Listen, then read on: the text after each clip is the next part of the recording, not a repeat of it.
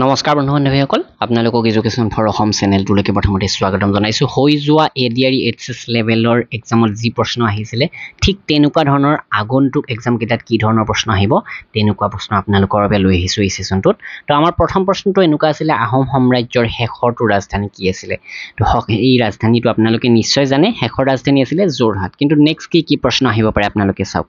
আহোম সাম্ৰাজ্যৰ প্ৰথম ৰাজধানী কি আছিলে তো আহোম সাম্ৰাজ্যৰ প্ৰথম ৰাজধানী কি আছিলে চৰাইদেউ আছিলে নেক্সট প্ৰশ্নটো আহোম সাম্ৰাজ্যৰ প্ৰথম ৰজা বা প্ৰতিষ্ঠাপক কোন আছিলে যথেষ্ট ইজি প্ৰশ্ন আমি সকলোৱে জানো কিন্তু তথাপি গ্ৰেড 4 এক্সামৰ বাবে এইটো ইম্পৰ্টেন্ট হৈ পৰে তো আহোম সাম্ৰাজ্যৰ প্ৰতিষ্ঠাপক বা প্ৰথম ৰজাজন আছিলে চুকাফা নেক্সট চুকাফাই কোন খ্ৰীষ্টাব্দত আহোম সাম্ৰাজ্য প্ৰতিষ্ঠা কৰিছিলে চুকাফাই আহোম সাম্ৰাজ্য প্ৰতিষ্ঠা কৰিছিলে 1228 খ্ৰীষ্টাব্দত নেক্সট আহোম সাম্ৰাজ্যৰ ৰাজধানী কোনে স্বৰ্গোৱালৈ স্থানান্তৰ কৰিছিলে তো স্বৰ্গোৱা নামৰ ঠাইখনলৈকে আহোম সাম্ৰাজ্যৰ ৰাজধানীখন স্থানান্তৰ কৰা হৈছিলে আৰু এই কাৰ্য কৰিছিলে বামুণী কোঁৱৰে নেক্সট প্ৰশ্নটো হৈছে বামুণী কোঁৱৰৰ আহোম নাম কি আছিলে বামুণী কোঁৱৰ যিগৰাকীয়ে স্বৰ্গোৱালৈকে আহোমৰ ৰাজধানী স্থানান্তৰ কৰিছিলে তেওঁৰ নাম আছিলে আহোম নামটো হৈছে চুডাংফা বা প্ৰশ্নটো কেতিয়াবা ওলোটাকৈ আহিব পাৰে চুডাংফাক অন্য কি নামেৰে জনা গৈছিলে তো বামুণী কোঁৱৰ নামেৰে জনা গৈছিলে নেক্সট আহোম সাম্ৰাজ্যৰ ৰাজধানী কোনে যোৰহাটত প্ৰতিষ্ঠা কৰিছিলে যোৰহাট শেষৰ ৰাজধানী আছিলে আমি গম পালো তো এই যোৰহাটত আহোমৰ ৰাজধানী কোনে স্থাপন কৰিছিলে বা ইয়াৰ আগৰ ঠাইৰ পৰা যোৰহাটলৈকে কোনে আহোম সাম্ৰাজ্যৰ ৰাজধানী স্থানান্তৰ কৰিছিলে তেওঁ হৈছে গৌৰীনাথ সিংহ গৌৰীনাথ সিংহৰ আহোম নাম কি আছিলে চাওক আহোম নামবিলাক যথেষ্ট ইম্পৰ্টেন্ট গ্ৰেজুৱেট লেভেলৰ এক্সামৰ বাবে এইটো অকণমান প্ৰয়োজনীয় হৈ পৰে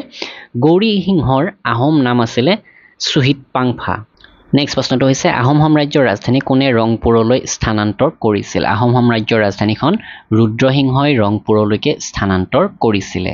নেক্সট আহোম সাম্ৰাজ্যৰ ৰাজধানী কোনে গড়গাঁৱলৈ স্থানান্তৰ কৰিছিলে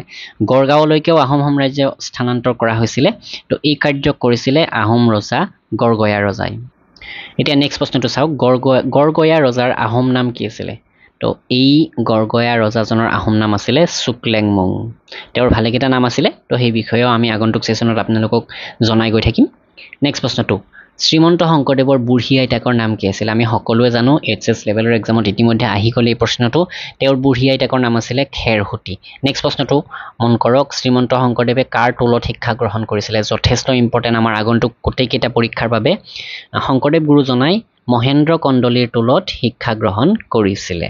শ্ৰীমন্ত শংকৰদেৱৰ মাকৰ নাম কি আছিলে যথেষ্ট ইজি প্ৰশ্ন মাকৰ নাম আছিলে সত্যসন্ধা শ্ৰীমন্ত শংকৰদেৱৰ দেউতাকৰ নাম কি আছিলে দেউতাকৰ নাম আছিলে কুসুম্বৰ শিৰোমণি ভূঞা নেক্সট শ্ৰীমন্ত শংকৰদেৱক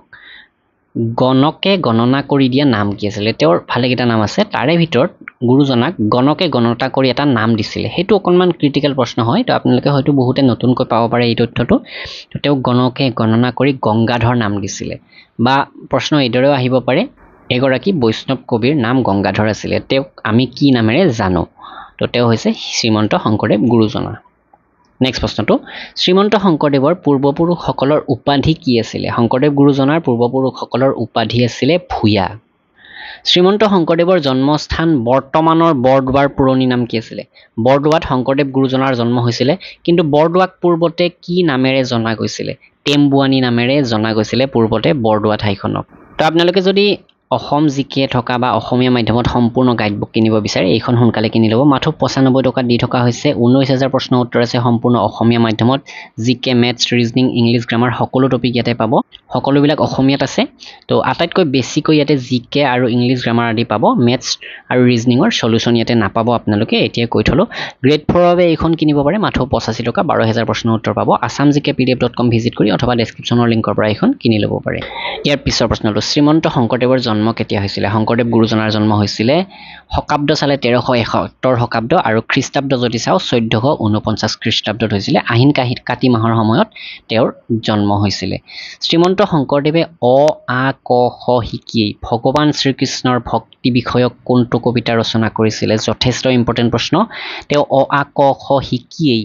ভগৱান শ্ৰীকৃষ্ণৰ ওপৰত এটা ভক্তি বিষয়ক কবিতা ৰচনা কৰিছিলে সেইটো হৈছে কৰতল কমল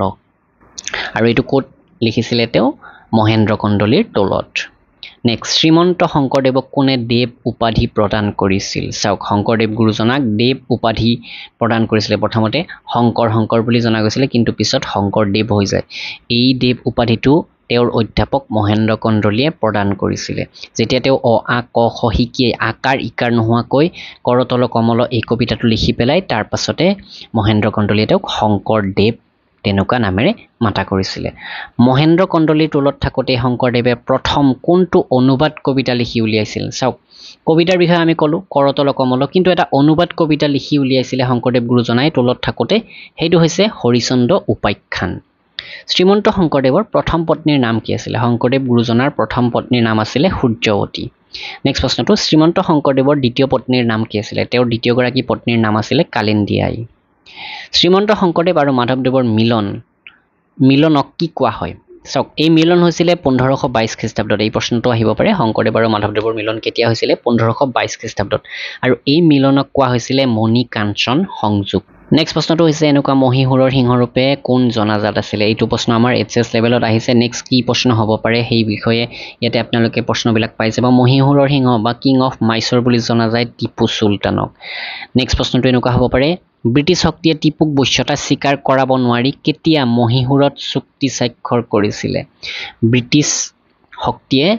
এটা চুক্তি স্বাক্ষৰ কৰিছিলে মহীশূৰত সেই চুক্তিটো প্ৰথম স্বাক্ষৰ কৰিছিলে 1776 চনত যুদ্ধক্ষেত্ৰত কেতিয়া বীৰ টিপু চুলতানৰ মৃত্যু হয় চাওক টিপু চুলতানৰ যুদ্ধক্ষেত্ৰতে মৃত্যু হৈছিলে সেই সময়টো হৈছে 1799 চনৰ 4 মে এই তাৰিখত তেওঁ যুদ্ধক্ষেত্ৰতে মৃত্যুবৰণ কৰে পঞ্জাব কেশৰী ৰূপে কোন জনাজাত আছিলে পঞ্জাব কেশৰী ৰূপে লালা লাজপত ৰায় জনাজাত আছিলে ভাৰতৰ আলেকজেণ্ডাৰ ৰূপে জনাজাত আছিল কোন জনাজাত আছিল ভাৰতবৰ্ষৰ আলেকজেণ্ডাৰ বুলি আমি কাক জানো চন্দ্ৰগুপ্ত মৌৰ্য ভাৰতৰ আদিকবি ৰূপে কোন জনাজাত আছিলে ভাৰতৰ আদিকবি আছিলে বাল্মীকি কাশ্মীৰৰ আকবৰ ৰূপে কোন জনাজাত আছিলে কাশ্মীৰৰ আকবৰ ৰূপে জৈনুল আবদিনক জনা যায় নেক্সট প্ৰশ্নটো ভাৰতবৰ্ষৰ কোনটো ৰাজ্যত জালিয়ানৱালাবাগ স্থিত এইচএছত অহা প্ৰশ্ন এইটো জালিয়ানৱালাবাগ পঞ্জাৱত অৱস্থিত নেক্সট প্ৰশ্ন হ'ব পাৰে জালিয়ানৱালাবাগৰ হত্যাকাণ্ড কেতিয়া সংঘটিত হৈছিলে এই হত্যাকাণ্ড 1919 চনৰ 13 এপ্ৰিল কোনজন ইংৰাজ সেনানায়কৰ নিৰ্দেশত জালিয়ানৱালাবাগৰ হত্যাকাণ্ড সংঘটিত হৈছিলে এজন ইংৰাজ সেনানায়কৰ নিৰ্দেশত জনসাধাৰণৰ ওপৰত গুলি চালনা কৰা হৈছিলে আৰু সেই সেনানায়কজন হৈছে ব্ৰিগেডিয়াৰ ৰেজিনেল্ড ডায়াৰ বা জেনেৰেল অ ডায়াৰ বুলিও আমি ক'ব পাৰোঁ জালিয়ানৱালাবাগৰ হত্যাকাণ্ডৰ প্ৰতিবাদত কোনে ইংৰাজ চৰকাৰে দিয়া নাইটহুড উপাধি ত্যাগ কৰিছিলে ইংৰাজ চৰকাৰে বা ব্ৰিটিছ চৰকাৰে নাইটহুড উপাধি প্ৰদান কৰিছিলে এগৰাকী ভাৰতীয়ক আৰু সেই উপাধিটো ত্যাগ কৰিছিলে পুনৰ ঘূৰাই দিছিলে ব্ৰিটিছক জালিয়ানৱালাবাগ হত্যাকাণ্ডৰ প্ৰতিবাদত তেওঁ হৈছে ৰবীন্দ্ৰনাথ ঠাকুৰ কোনখন আইনৰ প্ৰতিবাদত জালিয়ানৱালাবাগত জনগণ উপস্থিত হৈছিলে এখন আইন প্ৰণয়ন কৰিছিলে ব্ৰিটিছসকলে সেই আইন প্ৰণয়নৰ প্ৰতিবাদ কৰোঁতে দুজনমানৰ মৃত্যু হৈছিলে তো সেই মৃত্যুক পুনৰ প্ৰতিবাদ কৰিবলৈ উপস্থিত হৈছিলেগৈ বহু হাজাৰ জনসাধাৰণ এই জালিয়ানৱালাবাগ নামৰ ঠাইখনত তো সেই আইনখন হৈছে ৰাওলাট আইন নেক্সট প্ৰশ্নটো দ্বিতীয় বিশ্বযুদ্ধৰ সময়ত নিম্নলিখিত কোনখন দেশ ঐক্য গোটৰ অংশীদাৰ আছিলে ঐক্য গোট অৰ্থাৎ এক্সিছ পাৱাৰ তো এইখন আছিলে জাপান আমাৰ শুদ্ধ উত্তৰটো আছিলে জাপান কিন্তু এই ঐক্য গোটত আৰু বহুকেইখন দেশ আছিলে বা ইয়াৰ অন্য এটি গোট আছিলে তো সেই গোটটো হৈছে এলাইজ পাৱাৰ তো সেই বিষয়ে এতিয়া আমি কি প্ৰশ্ন চাম দ্বিতীয় বিশ্বযুদ্ধৰ সময়ত ঐক্য গোটৰ প্ৰধান তিনিখন অংশীদাৰ দেশ আছিলে তো জাপানটো আমি গমেই পালোঁ এক্সিছ গোটৰ যিখন দেশ তো সেই গোটেই তিনিখন যদি চাওঁ জাপান জাৰ্মানী আৰু ইটালী এই তিনিখন ঐক্য গোটৰ দেশ আছিলে দ্বিতীয় বিশ্বযুদ্ধৰ সময়ত কোনবোৰ দেশ মিত্ৰপক্ষ বা এলাইজ লিডাৰৰ অংশীদাৰ দেশ আছিলে চাওক ঐক্য গোটৰটো আমি পালোঁ এক্সিছ লিডাৰৰ তো এতিয়া ইয়াৰ বিপৰীতটো হৈছে মিত্ৰপক্ষ বা এলাইড লিডাৰ্ছ তো ইয়াৰে মূল দেশকেইখন আছিলে ছোভিয়েট সংঘ বা ৰাছিয়া আমেৰিকা যুক্তৰাষ্ট্ৰ ব্ৰিটিছ সাম্ৰাজ্য আৰু চীন দেশ কোন চনৰ পৰা দ্বিতীয় বিশ্বযুদ্ধ আৰম্ভ হৈছিলে দ্বিতীয় বিশ্বযুদ্ধ আৰম্ভ হৈছিলে 1939 চনৰ পৰা কোন চনত দ্বিতীয় বিশ্বযুদ্ধ শেষ হৈছিলে দ্বিতীয় বিশ্বযুদ্ধ শেষ হৈছিলে 1945 চনত দ্বিতীয় বিশ্বযুদ্ধৰ সময়ত কি দুটা বিপৰীত সামৰিক জোঁটৰ সৃষ্টি হৈছিলে তো সেই দুটা হৈছে মিত্ৰশক্তি আৰু ঐক্য শক্তি মিত্ৰশক্তি বা এলাইজ আৰু ঐক্য শক্তি বা এক্সিছ পাৱাৰ দ্বিতীয় বিশ্বযুদ্ধৰ সময়ত জাৰ্মানীৰ মুখ্য লিডাৰজন কোন আছিলে জাৰ্মানীৰ মুখ্য লিডাৰজন আছিলে এডলফ হিটলাৰ নেক্সট প্ৰশ্নটো হৈছে দ্বিতীয় বিশ্বযুদ্ধৰ সময়ত কোনে পৰমাণু বোমাৰ জৰিয়তে জাপানৰ হিৰোশ্বিমা আৰু নাগাসাকিৰ বিনাশ কৰিছিলে জাপানৰ হিৰোশ্বিমা আৰু নাগাসাকিত পৰমাণু বোম নিক্ষেপ কৰি ধ্বংস কৰি দিছিলে কোনে আমেৰিকা যুক্তৰাষ্ট্ৰই আমেৰিকাই প্ৰথমটো পৰমাণু বোমা কোন স্থানত পেলাইছিলে জাপানৰ কোন স্থানত পেলাইছিলে প্ৰথমটো পৰমাণু বোমা তো সেই ঠাইখন হৈছে হিৰোশ্বিমা আৰু পুনৰ প্ৰশ্নটো হ'ব আমেৰিকাই প্ৰথমটো পৰমাণু বোমা হিৰোশ্বিমাত কোন তাৰিখে পেলাইছিলে তাৰিখটো আপোনালোকে মনত ৰাখিব সেইটো ইম্পৰ্টেন্ট হৈ পৰে 6 আগষ্ট 1945 চনত এই প্ৰথমটো পৰমাণু বোমা আমেৰিকাই জাপানৰ হিৰোশ্বিমাত পেলাইছিলে আমেৰিকাই দ্বিতীয়টো পৰমাণু বোমা নাগাসাকিত কোন তাৰিখে পেলাইছিলে বা প্ৰশ্ন এনেকুৱাকৈ হ'ব পাৰে আমেৰিকাই দ্বিতীয়টো পৰমাণু বোমা জাপানৰ কোন ঠাইত পেলাইছিলে তো সেইখন হৈছে নাগাসাকি প্ৰথমটো হিৰোশ্বিমা আৰু দ্বিতীয়টো